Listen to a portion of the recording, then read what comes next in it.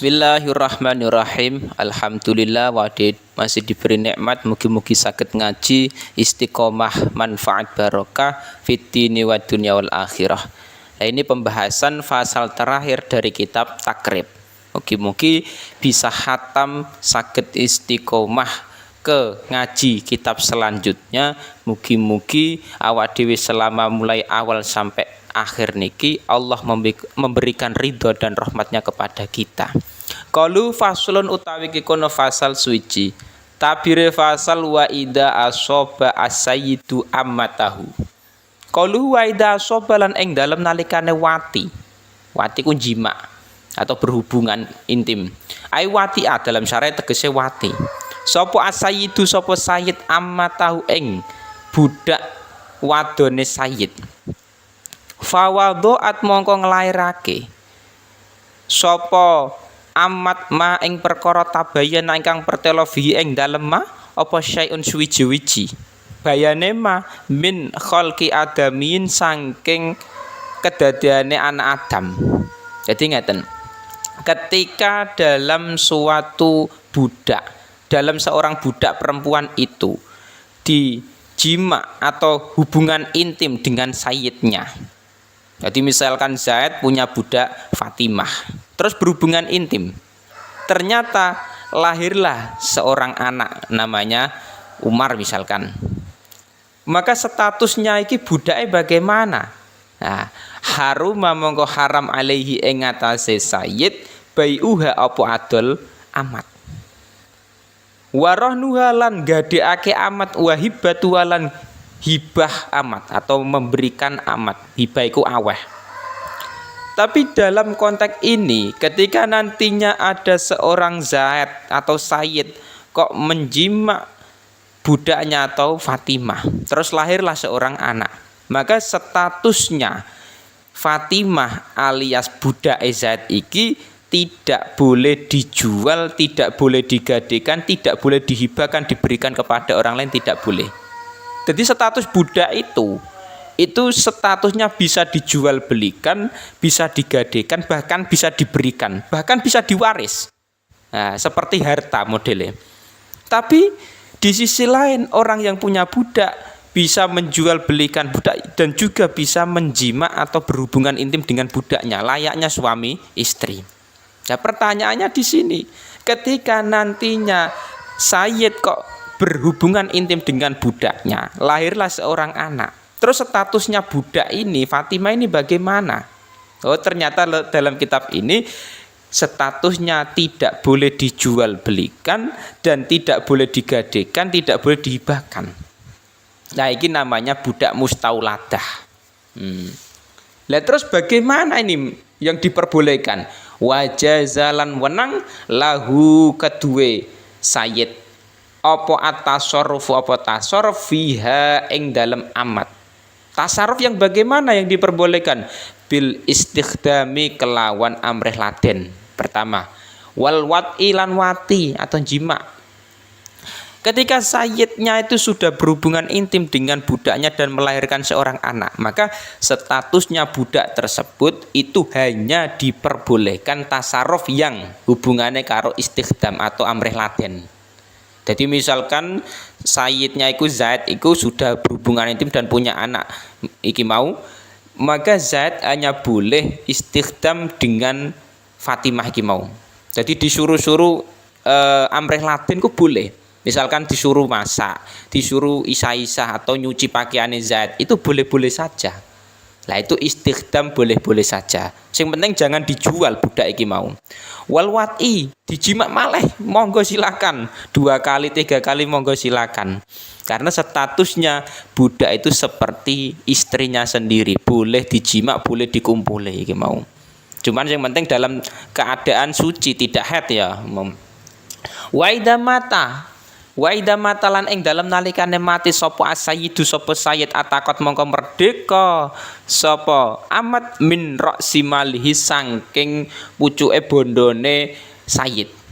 Kapan qoblat duyuni ing dalem sedurunge pira-pira utang wal wasaya lan pira-pira wasiat. Ketika sayyidnya meninggal. Nah, ini uniknya budak mustauladah dengan budak lainnya. Nek budak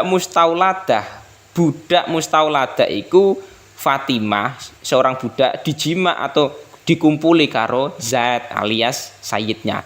Lahirlah seorang anak. Lah itu namanya Fatimah budak mustauladah. Lah kemerdekaannya dia itu ketika sayyidnya meninggal. Nah, setelah dikumpuli punya anak, ternyata 5 tahun kemudian sayyidnya meninggal Zaid. Maka status Fatimah mustauladah ini merdeka. Tapi dengan catatan itu nanti tetap sebelum hutang-hutangnya dan wasiat dari Zaid mau. Jadi nek punya hutang, punya wasiat itu beda lagi mau kasusnya mau.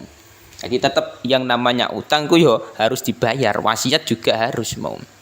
Wa waladua utawi anake mustauladah. Utawa anake amat mau min ghairihi saking liyane sayyid. Nah, biman zilatiha iku tetep kelawan panggonane mustauladah. Ketika nantinya misalkan budake mustauladah iki misalkan Fatimah iki jima berhubungan intim zina misalkan dengan misalkan Muhammad. Maka status anak yang lahir ini anak yang lahir dari selain sayyid berarti selain Zaid. Jadi Fatimah budak terus berhubungan intim dengan lainnya. Maka statusnya biman zilatia tetap menempati statusnya mustauladah. Makanya di situ fal waladu alladzi waladatu lisaiti ya'tiku bimotihi tetap nantinya bisa merdeka dengan kematian seorang sayyid. Waman utawi sapane wasoba iku lamun jima ai wati ategese wati atau jima sapa man amata ghairihi ing budak wadone sakliyane man. Oleh jima asoba mau binikahin kelawan nikah. Dengan sebuah pernikahan dia menjima atau berhubungan intim budaknya Zaid misalkan.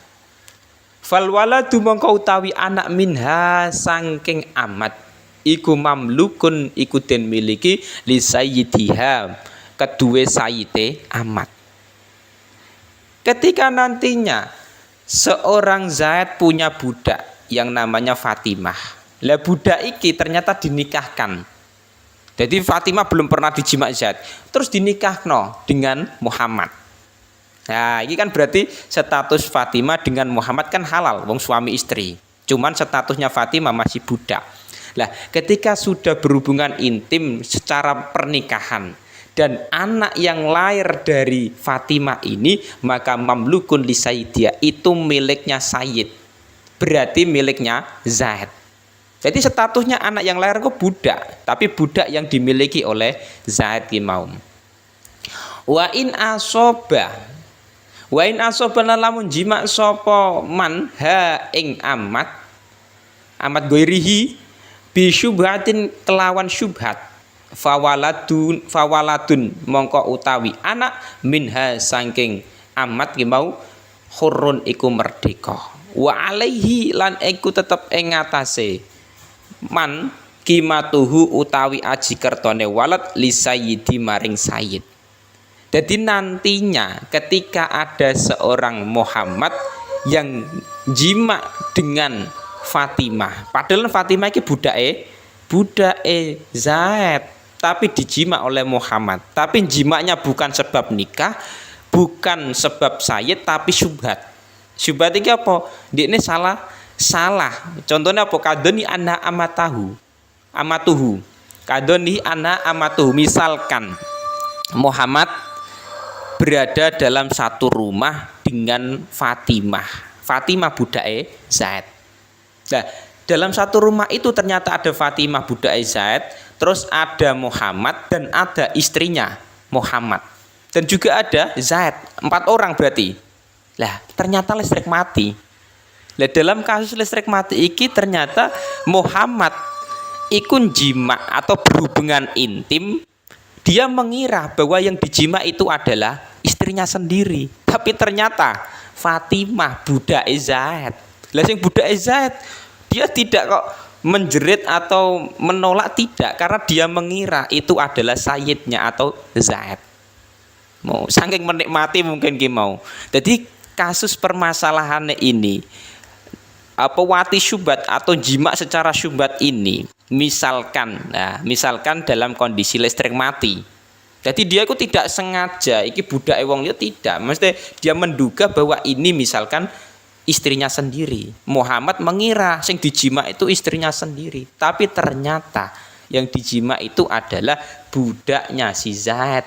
Sedangkan budak Zaid Fatimah iki mau ternyata dia mengira yang jima dia itu adalah Sayyidnya sendiri.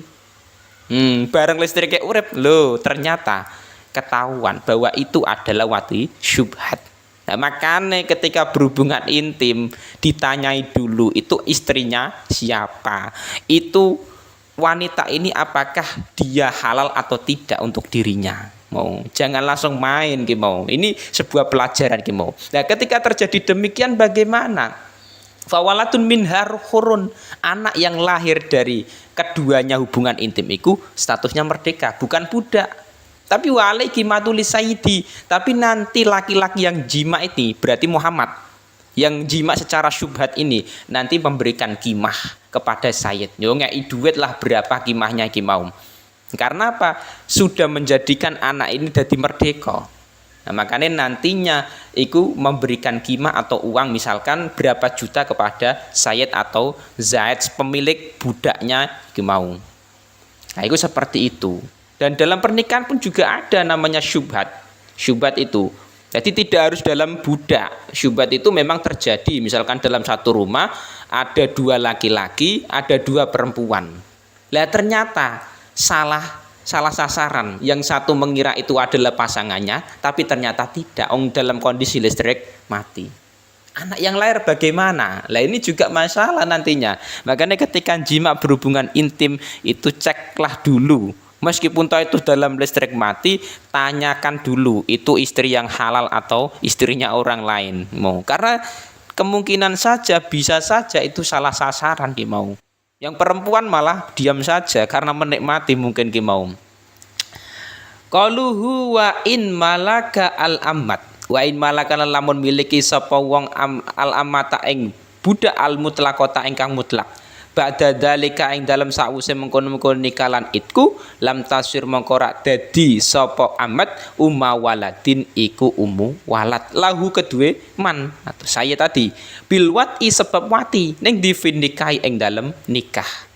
Lah terus piye wasorot lan dadi sapa amat waladin iku walad lahu kedue Said bil wati sebab wati bisyubati kelawan syubhat ala ahadil qaulaina ala ahadil qaulaini ing atase salah sijine pendapat loro. Nah, ini juga ada kasus nantinya budak amat itu dimiliki, nantinya apakah itu statusnya walad bil wat'i fin nikah atau walad bil wat'i bisyubhah.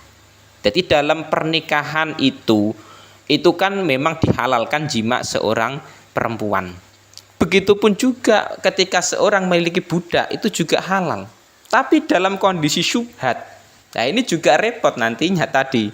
Syubhat mungkin di zaman sekarang mungkin ya enggak terlalu jarang terjadi. Nah, zaman dulu kan belum ada listrik. Jadi kemungkinan syubhatnya masih besar kemungkinannya. Kalau sekarang sudah banyak listrik, misalkan pun listrik mati masih ada lampu-lampu yang otomatis iku mau bisa ngecas iki mau. Jadi kemungkinan itu syubhat itu jarang sekali iki mau. Dan nantinya kalau syubhat juga bermasalahnya di situ, anak yang lahir bagaimana statusnya merdeka atau tidak. Terus statusnya budak yang dijima tadi apakah statusnya walad bil wat'i bisyubhah atau tidak. Nah, itu. Yang penting pembahasan pasal terakhir ini pembahasan budak mugi-mugi saged bermanfaat barokah, saged istiqomah ke ngaji kitab yang selanjutnya. Meskipun di zaman sekarang tidak ada budak, tapi kita belajar budak ini mengharapkan ridho rahmate Gusti Allah. Walhamdu tawi sekabehane puji lillah iku tetep kedue Allah Rabbil alamin ingkang mengerani pira-pira alam kabeh. Semoga segala puji milik Allah Rabbil Alamina yang merajai seluruh alam.